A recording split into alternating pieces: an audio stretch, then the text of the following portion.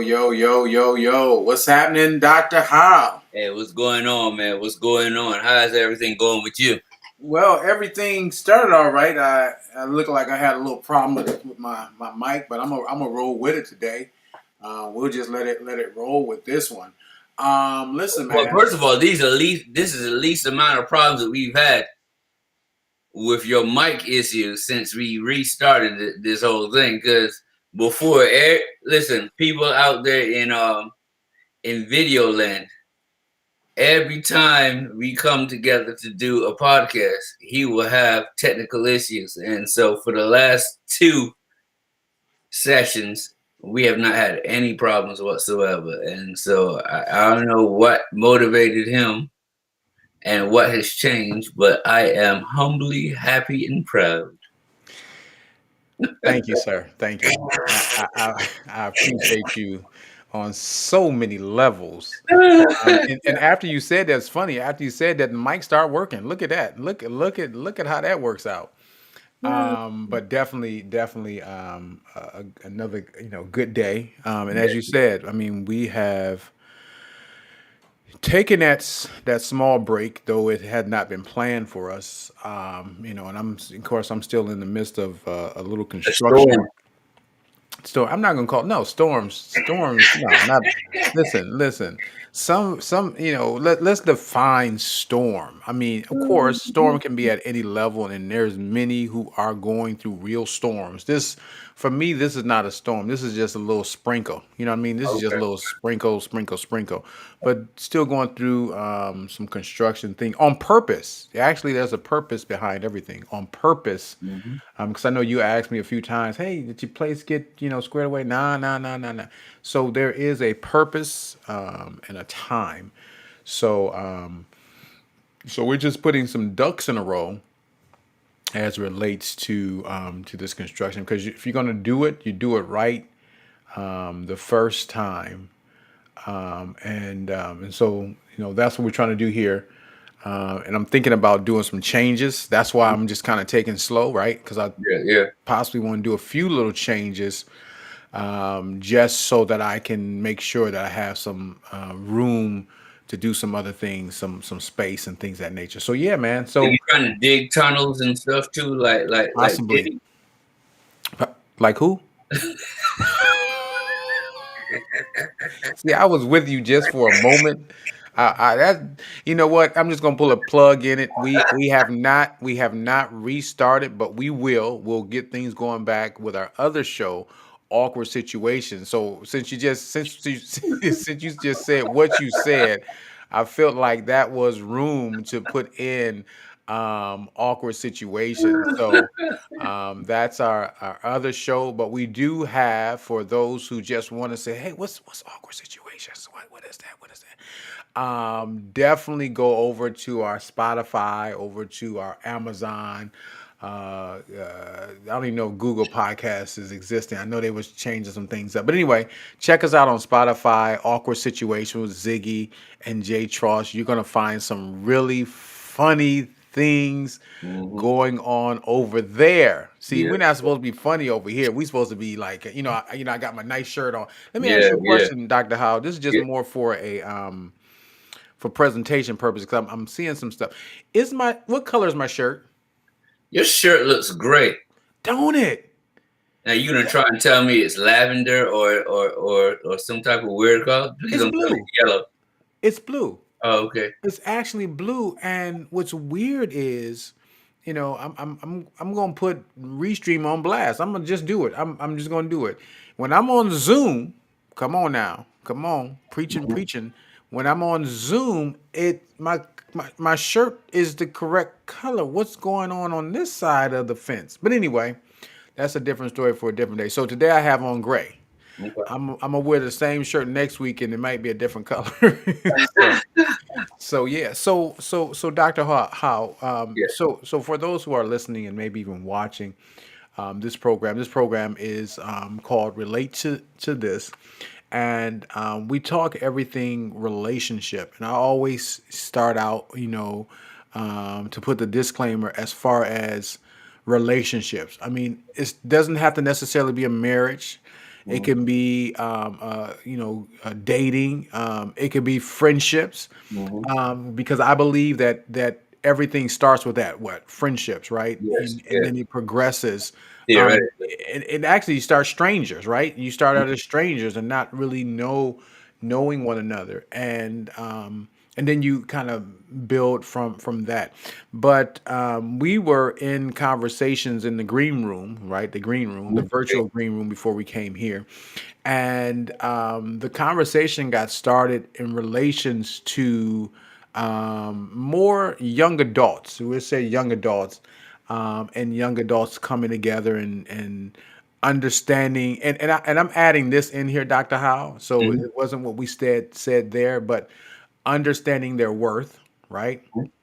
Understanding what they bring to the table, Mhm. um, understanding that the word no really does mean no, Mhm. right? And some of those aspects, and so we got started on that tangent, but it led us to another point where we're talking about men, or husbands, right? Husbands, or even those who've been in long term relationships who are not married, right? Mhm. Having real issues. And Mhm. so that's where I we kind of pause and I say, you know what, let's get the show started so that we don't lose the momentum. And so Yeah. I want Dr. Howell, I want you to take us through this question that many men are asking themselves today, right? Mhm.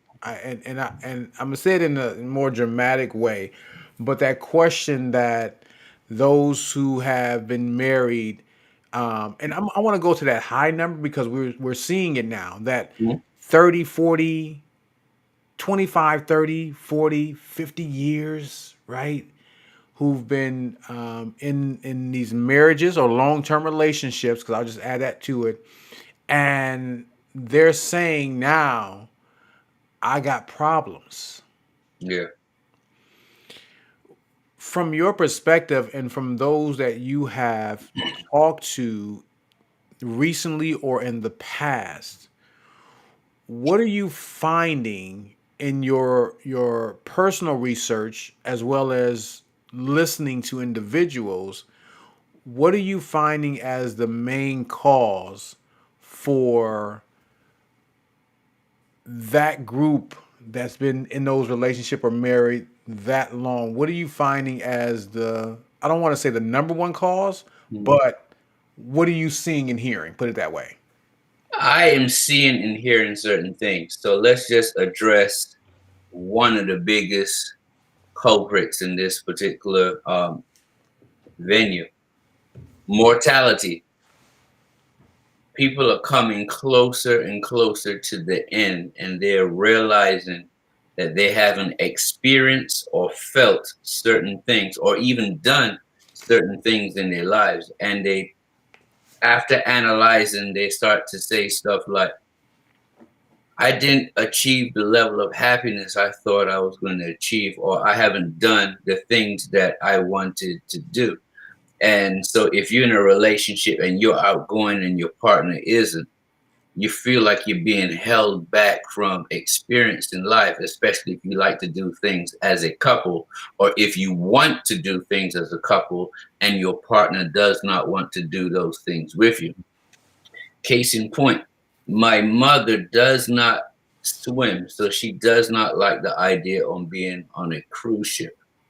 My dad had a bucket list. He had always wanted to go on a cruise. And so for 20 years, they've been going back and forth about this whole cruise thing.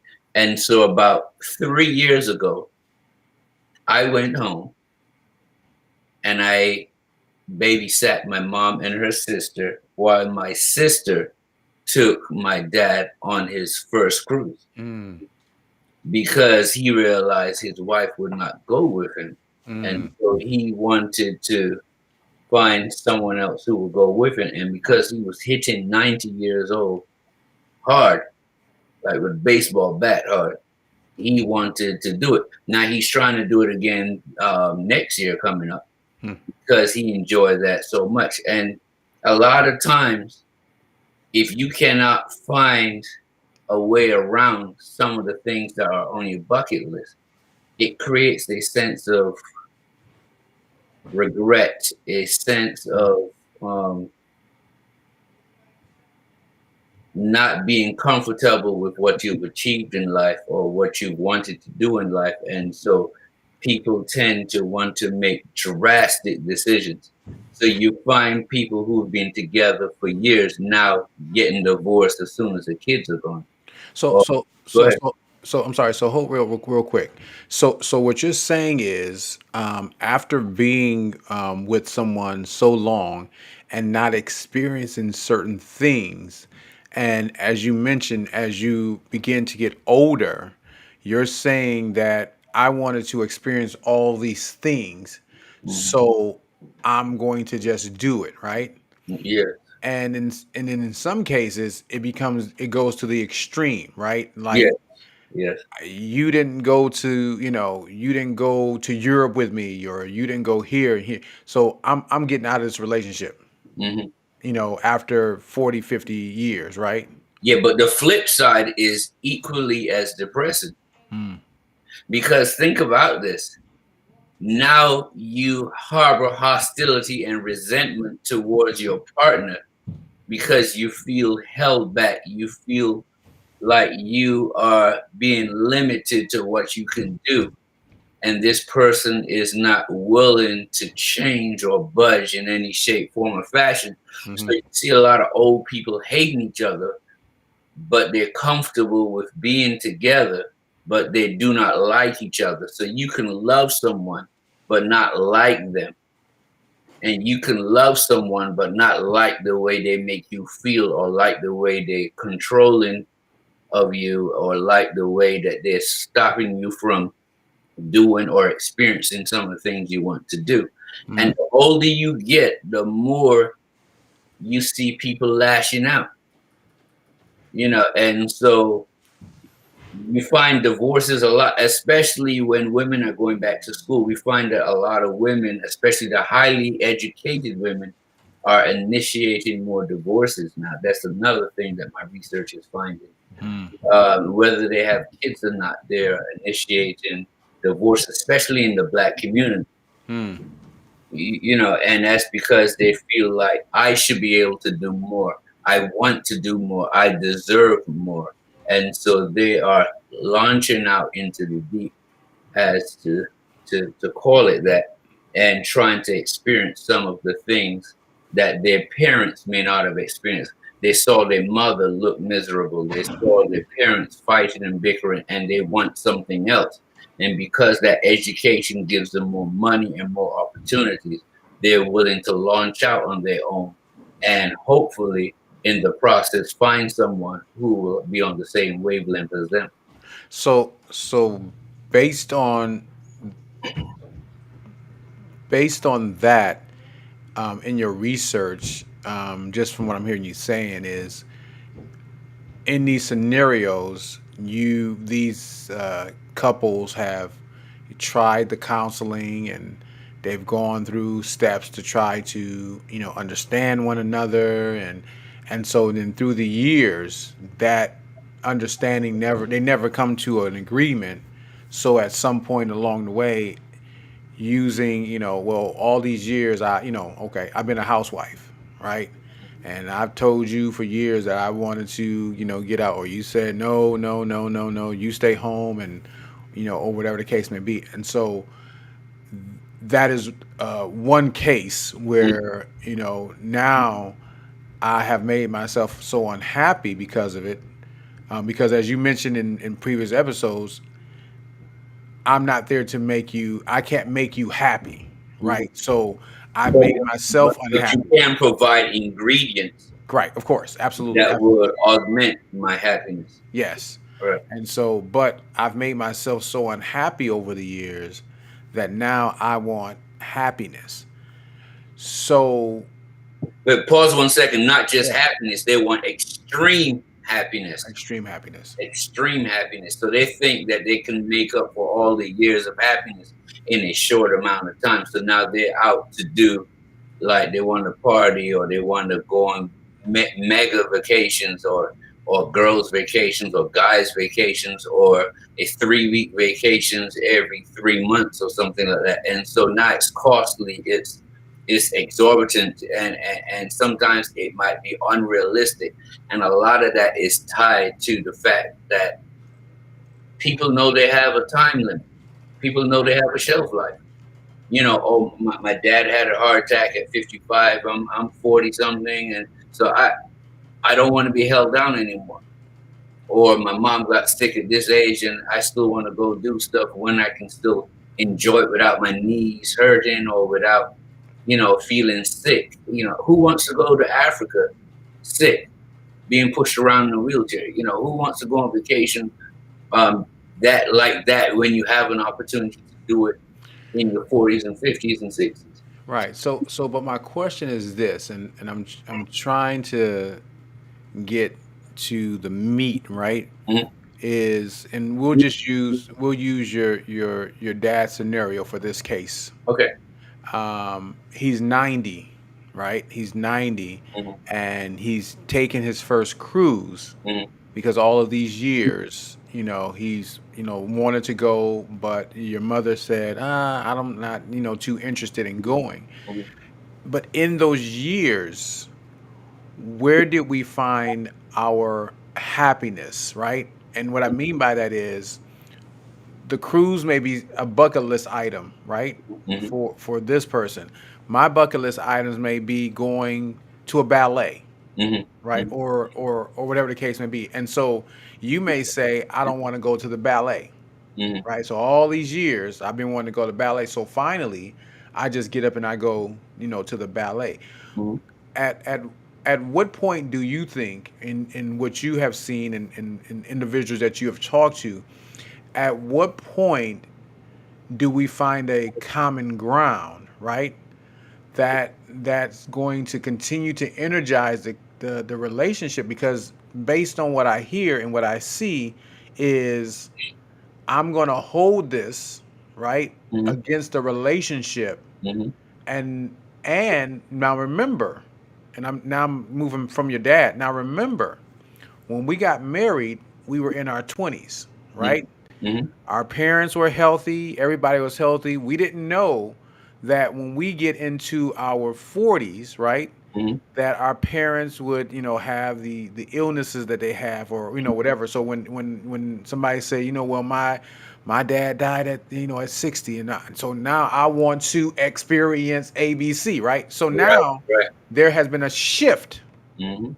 right? So we got into the relationship and everything was wonderful, right? Mhm. Mhm. We were on the same wavelength, and we had a plan. Hey, if we're gonna do this, we're gonna buy a house here, we're gonna, whatever, right? Yeah. Yeah. So then something distracts the plan. Mhm. And it's usually kids or money. Right, definitely, yes, Kids, kids. money. Yep. So those things come into to the. How do I maintain the plan? And I'm using the plan as that that piece. How do I maintain, when we got into the relationship we didn't have kids, when we Mhm. got into the relationship we didn't have health issues, when we got into the relationship we didn't have money issues, when all these things. How do I maintain the plan so that when shifts occur, right, when they occur, Mhm. I am well prepared for them? I know that word, well prepared, prepared, when it comes to relationship, you never can be. But how do I react in a positive manner to keep the relationship going? Because, and I'll let you talk here, because when I get 90 years old, I should not have to say that all these years I wanted to. Right. So how do, in your professional opinion, how do, and I know we've talked about it in so many different case scenarios through our questions, but for our listening and viewing audience, how do we maintain the plan? All right. So I'm going to address that in a couple of ways. The first thing that I want to talk about is, if you have a list, make sure your list is complete Mm. to the best of your ability. So If you wrote your list when you're in your 20s, it needs to be readdressed. If you wrote it in your 30s and you're in your 40s now, you need to readdress it to see if what you put on that list is still as important as it was back then.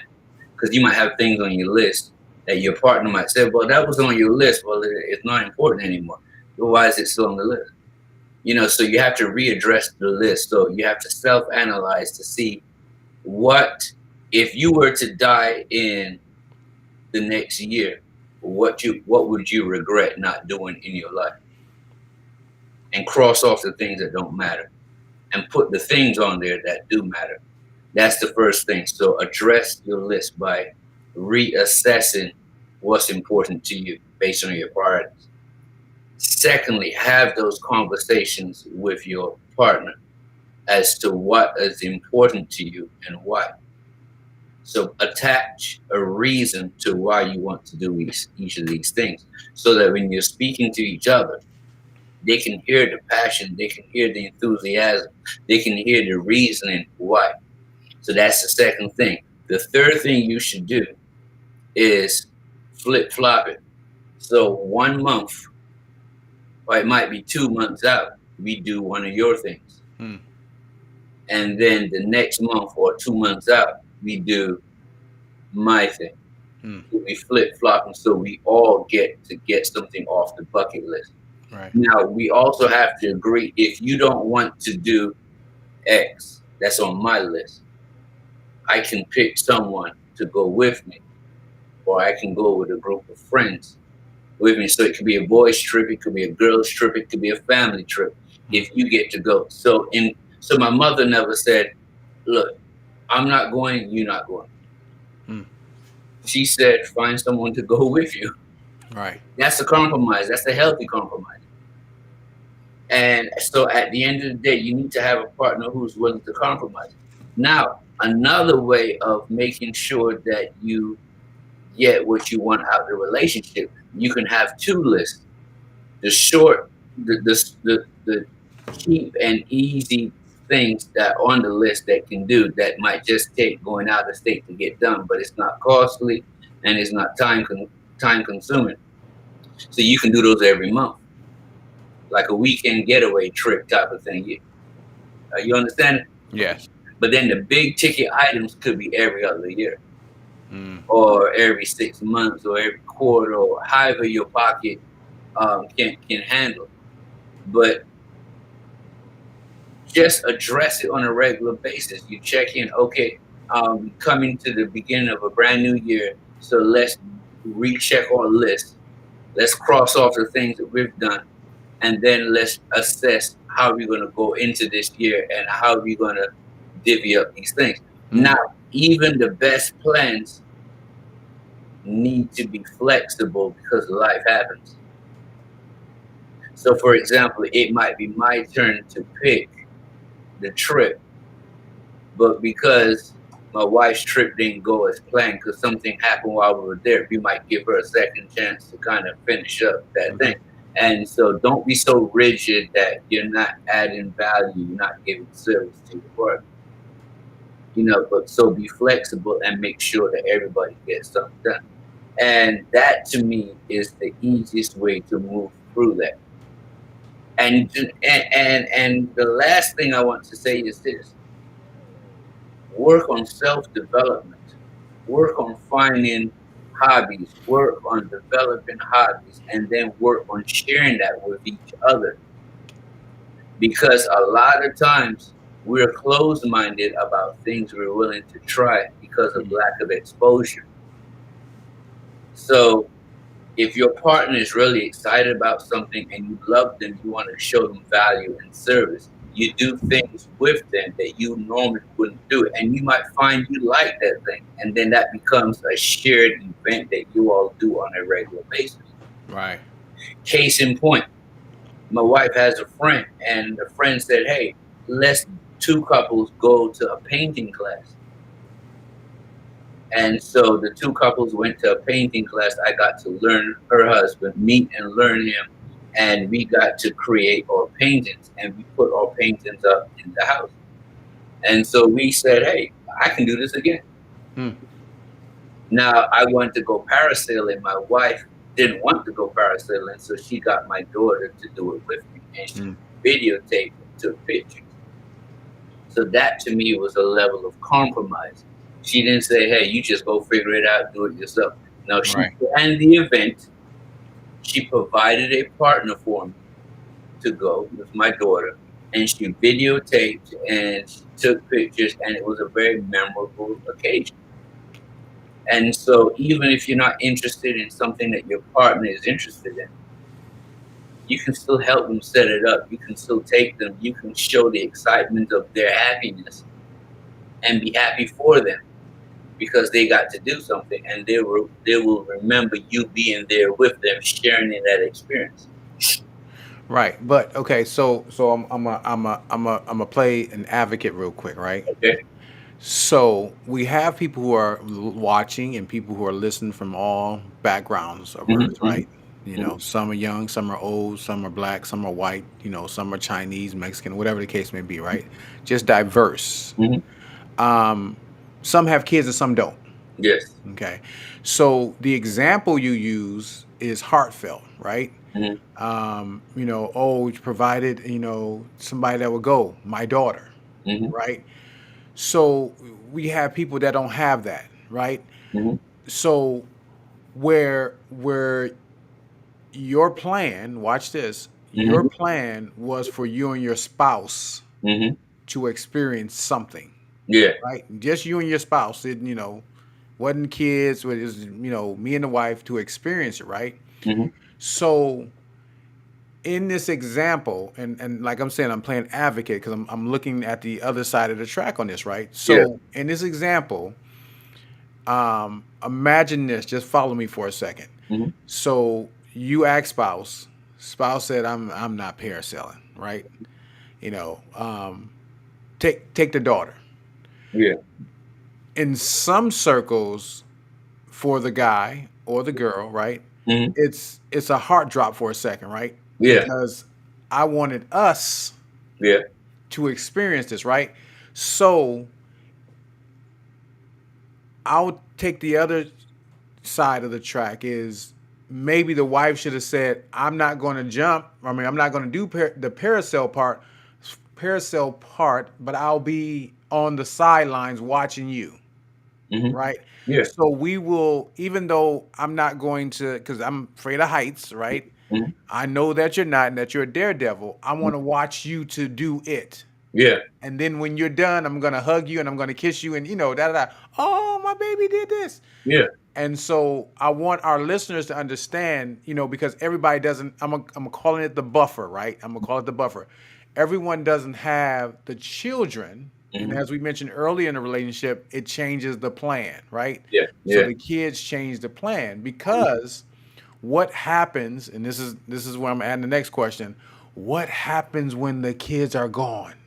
Mm. What? What? How does the shift occur now, right? Because now, watch this, because this is where we were talking at the beginning before we got online, is this is where the men are asking the questions and they're scratching their heads now, right?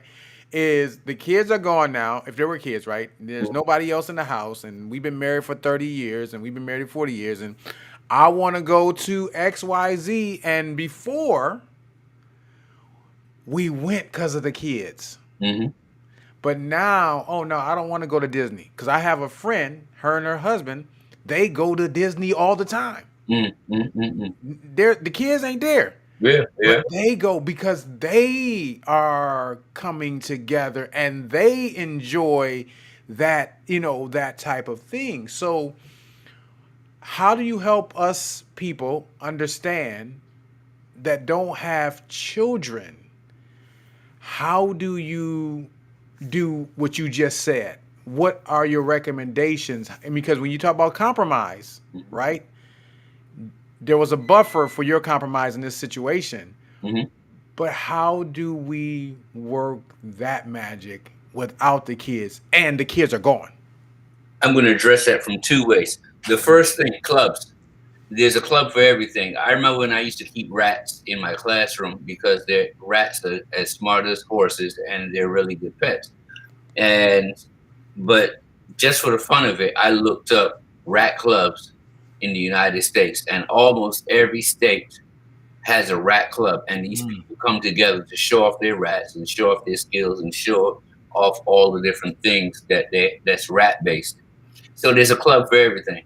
And so if you don't want to go with your partner, find a club that they can join, that they can go away and get some time doing what they really love doing and be part of it. Join the club with them, or drop them off, pick them up. How was it? How was it? Explain it to me. Show some interest. I have an aunt that I look up to, and she said to me, "I really don't like football that much, but my husband loves it. So every Sunday I'm there. Oh man, that was a good play. So explain that to me. Okay, good. Yeah, that's all." She's like, "I can't stand it, but it is something that is important to him. So I'm going to be there cheering him on and making sure that he feels like I cherish what he's doing. And what he's doing is important to me." And so even if you can't show up and take part, find an outlet, find a venue, find an opportunity for him to release that energy that is based on that particular topic. And he or she will appreciate the fact that you took the time and energy to get that done. But on the flip side, let me tell you what often happens in relationships. You have kids and everything is kid based, and you don't do any adult based anything. Now the kids are grown up, and they leave the house, and now you've grown apart because you never put that time into learning each other, developing each other, encouraging each other, and adding value to each other. And now the kids are gone, and 2 weeks after the kids leave the house, you get a divorce. And so that's one of the reasons why I said you write the list, discuss the list, and you go back and forth. That helps with the developing, that helps with the growing, that helps with the adding of value to each other, to make sure that you understand it's not just us and the kids, it's me and you first. Because most women would put their kids before their husband. But you do that for 18 years. What happens when the kids are gone? See what I'm saying? Right. A lot of times we need to remember that we were together before the kids came. We need to keep that camaraderie. We need to keep that same energy. Even though we have kids, we still need time together. Because when the kids are gone, it's me and you again. And if those kids decide that they don't want to look after us when we get old, we need to look after each other. And that's what a lot of people don't understand. We have to keep nurturing the relationship. You should still, and we brought this up before, the 2-2-2-2.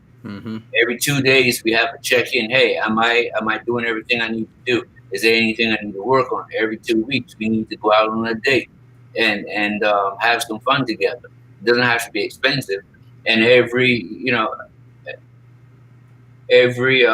2 months we need to have a major overnight where we get away from the kids if there are kids involved, or a long day out, where we go to one state over and kind of enjoy something new together without kids, distractions, cell phones, and all that stuff. Take your cell phone, yeah, but don't be on it constantly is what I'm talking about.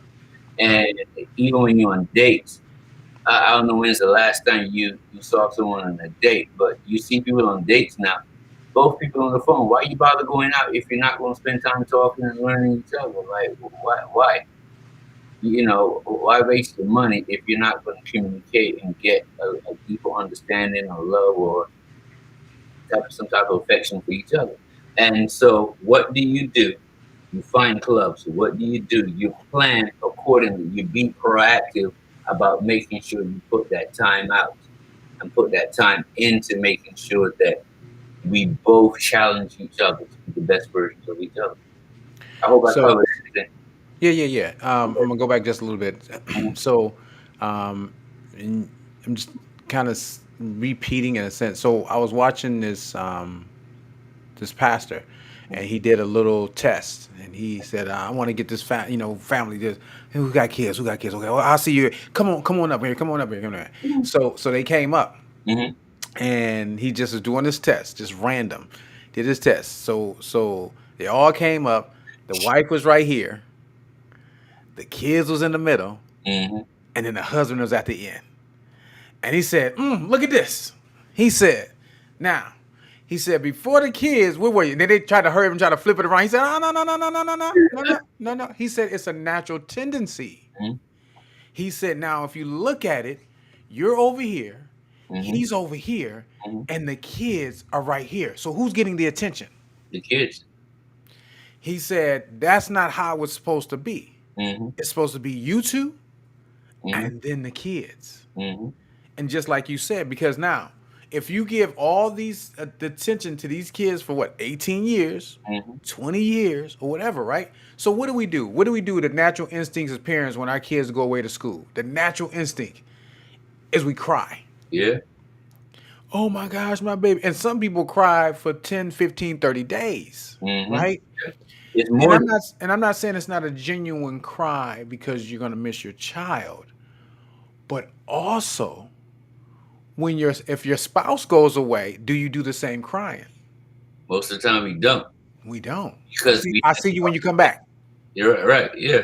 They go away for a trip, go away for anything. But if our kid goes away for 2 days, we standing at the window waiting for them to come back. But not only that, if they go out that night, you can't rest. I remember my mother couldn't rest until I got back home safely. Right. Do we put that same energy in for our husbands and our wives when they go out? Or I I talked to this guy. I coach him, and he was saying that his girlfriend of 3, 4 plus years got up and fixed his plate, and her family gave her a hard time for wanting to take care of him. And I said that my wife fixes my plate, and she's the only one in her family that does that. Hmm. Someone said something one time, and she was like, "I don't have no problem. He does a lot for me, and he does this, and it's my pleasure to serve." Now, her love language is acts of service. Right. So she's actually communicating her feelings to me when she fixes my plate. Right. But a lot of times we give people a hard time when, if a guy is overly into his girl, oh man, you whooped and you whipped on that, and we give the girls a hard time. But that is a good trait. Hmm. And if you can keep up that same energy after you have kids, you can still dote all over him or her, and you can still give him or her the attention that you gave him when you were dating. When the kids are gone, it's not such a lasting emptiness. My Right. wife and I, we're empty nesters, and we're having fun. We're enjoying each other. We play games. We have movie night. We go out on dates, and we're not whining and pining for our kids. We do miss them, but it's not that big of a lacking in our lives where we feel like we're going to jump off a bridge type of situation. We're enjoying having the house to ourselves because we And actually like each other. right. Right. And that's the biggie. A lot of couples don't like each other. They just tolerate each other. But so okay, so we're running out of time. So when we say tolerate, right? Hmm. And we say don't like each other. Hmm. If you don't like something, you don't, some food, you don't eat it, right? Hmm. I mean, some people do. If you don't like a show, you change the channel, Yeah. right? Yeah. If you don't like a relationship, you stay in it. A lot of people do because they have kids, because it's convenient, because they they think that, oh man, nobody wants me now because I don't look like I did back in the day, whether Mm, male or female. And so The research says that you will like up to 70% of the person that you're with. The other 30%, you just got to get used to it. It's a wrap. It could be the snoring. It could be the fact that they don't wipe up the counter when they're done. My wife and I, our biggest argument when we first got married was I did not wipe the counter down after I brushed my teeth and wash my face in the morning. My biggest concern of her was she squeezed the toothpaste in the middle of the tube versus at the end. You know, and so it's stupid stuff that we're arguing about. But if you focus on something enough, that's all you see. You miss that 70% that you do like, and you start to focus on that 20 to 30% that you don't like, and now all of a sudden everything is amplified. So a lot of us stay in relationships because it's convenient. I don't want to go back out there into the dating world. I don't think that I can get anyone better at this point in time. And so you just sit there in misery. Or sometimes we stay for the kids, and then when the kids are gone, we're like, oh man, it's too much. But a lot of people do divorce after the kids are gone. Right. Yeah. And that's because of that 30%. And most of the time when we find someone new, we're looking at that 30%, and we marry them for that 30%. And then when we get married, we realize, man, I'm missing that 70%. Right. Yeah. So, we're so caught up on what we didn't have in that last marriage that now all of a sudden we ignore all of the good stuff that we had. So, it's stupid. Human nature, we're real fickle. And Right. relationships are real fickle. Absolutely. Absolutely. Um, it amazes me when we look at and see relationships that prosper, relationships that gets, how they say, get better and better as the day goes on, and the poetry in it, right? Yeah, yeah. And then on the flip side of that, you see um, one thing happens in a relationship and it begins to tumble Hmm. to a point of no repair, as irreparable, or whatever you want to call it. Um, but as you said, that 70/30 is sometimes what brings people through. Um, so when things, go off the plan, or things, you know, don't go exactly how you wanted it to go because of the things that occur in your life, that you have to look at that 30% and say, is it worth, is it 30% not enough for me to work this through and I should turn the corner and walk away? Or am I going to be able to make this work? And I think for those who are listening and hearing, then you probably have a mixed bag of individuals Hmm. who said, yeah, the 30% was just too much, right? Too much to bear. There were things that I just could not accept, that I did not want to accept.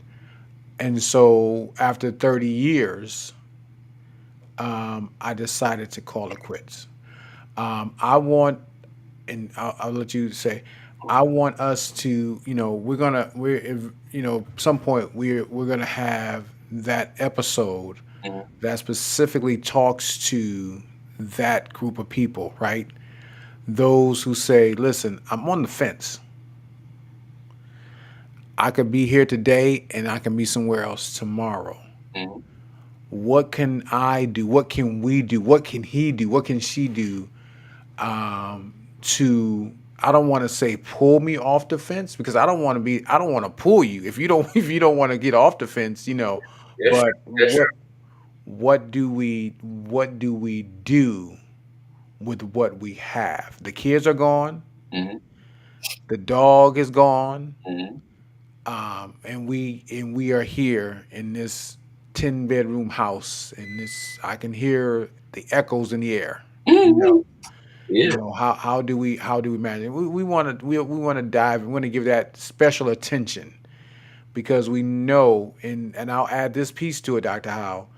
We know that COVID awoken, I'm using awoken, has opened the eyes of many who were at home a lot. Yeah.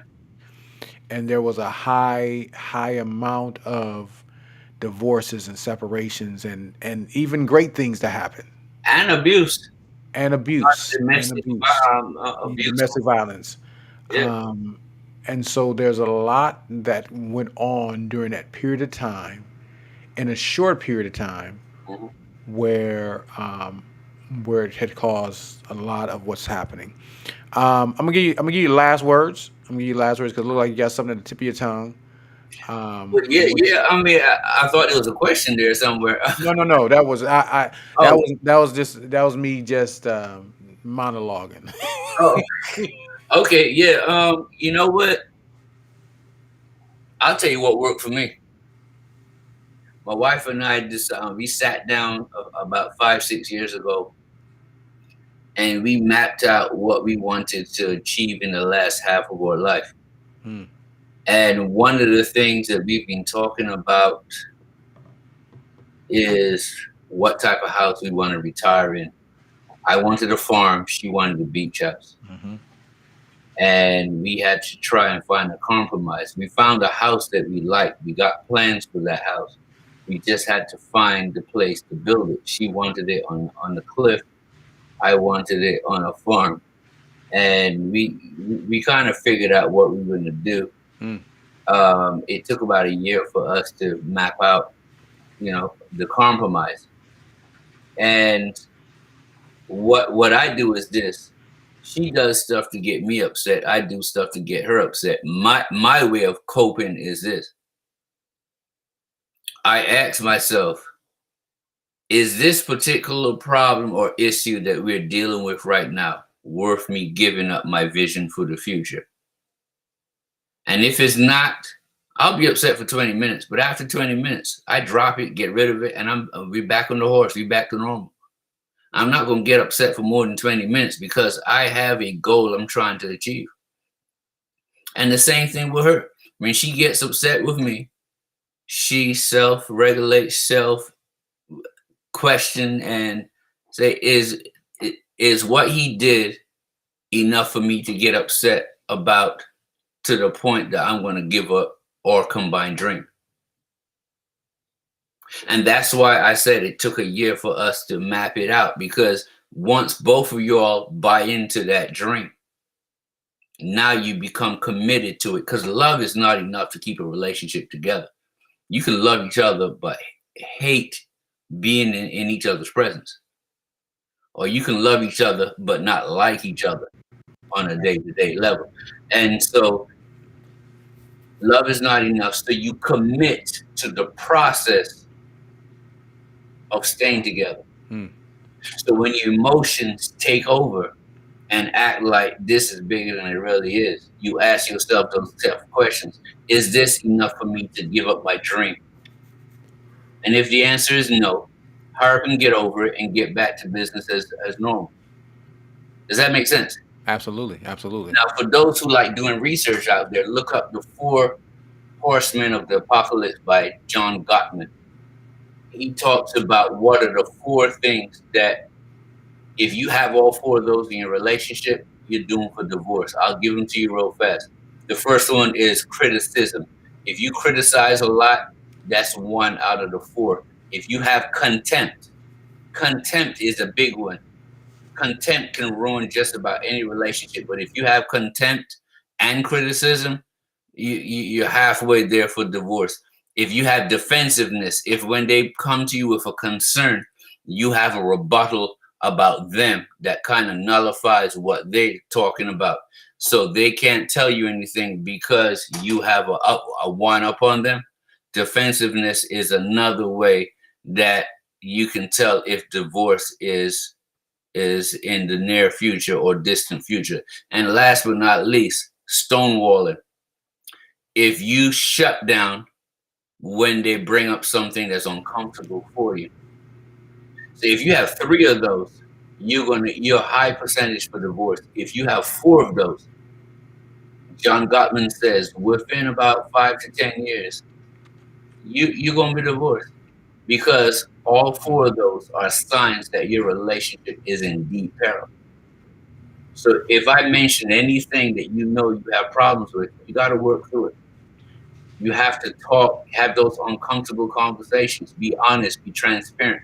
Not just be honest. Honest is telling people how you feel. Transparency is telling all of the details that goes into those feelings. Right, right. And so, why are you upset? And then break it down so they can identify, how they can help, or how they can change your way of thinking about that particular thing. So I hope that helps someone out there who is interested to find out whether or not you are on the road, and if you want to make a detour before your 5 years come up and your relationship is going to be beyond repair. But the last thing I want to say is that commitment can save any relationship. If both partners are committed to the relationship, there's no need for divorce. Ever. Well, that says it. I mean, you kind of wrapped it up nicely for us. And tonight we didn't really throw out a lot of questions, but I will say this, Dr. Howell, the one question that you did answer that we did not throw out is, what are the signs a relationship needs work? And you summed it up right there at the end. That was one of the questions that we had right there. And so you kind of brought it full circle for us. Yeah. And we're serious about this. We're serious about those who want not only to repair their relationships, but to have long-lasting relationships. And so, as I stated earlier, Dr. Howell, I'm putting him on the spot, is going to work on that. Those questions about, what do I do now? Everybody's gone. Even the light's gone. The windows are locked. And it's a serious scenario of life. And I still go back to my the book. There it is. I got a book. When the plan is not the plan, what do you do? So my question to you tonight, audience, and Dr. Howell too, you fall into this question. Can you relate to this? Always. Hey, we look forward to seeing you and on the next show of Relate to This.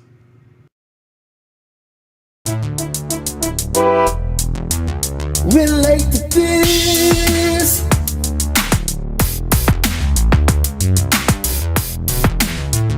With Jay Charles and Dr. Howell.